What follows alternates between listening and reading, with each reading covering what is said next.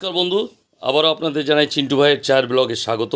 বন্ধু, চাটা বসিয়েছি, এই যে লিকার চায়ের জন্য জল বসিয়েছি, আর এই যে দুধটা বসিয়েছি, জাল হচ্ছে দুধটা, ঠিক আছে বন্ধু।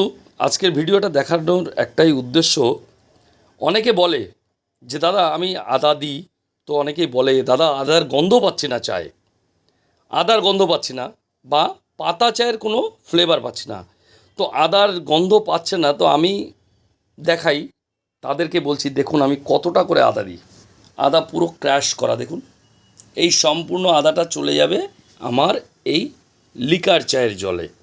দেখুন কতটা আদা, এই যে সম্পূর্ণ আদা ক্র্যাশ করা, এটা চলে যাবে আমার এই লিকার চায়ে।